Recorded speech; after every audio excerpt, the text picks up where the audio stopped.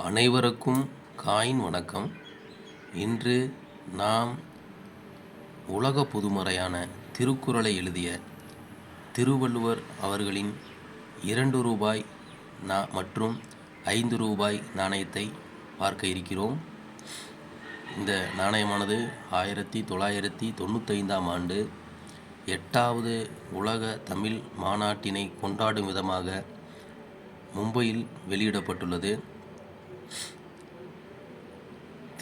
திருவள்ளுவர் அவர்களுக்கு நமது தமிழ்நாடு அரசு கன்னியாகுமரியில் மிக பிரம்மாண்டமான திருவள்ளுவர் சிலையை நிறுவியுள்ளது. இது தரை மட்டத்திலிருந்து 30 அடி உயரத்தில் 133 அடி உயரமாக இந்த சிலை நிறுவப்பட்டுள்ளது.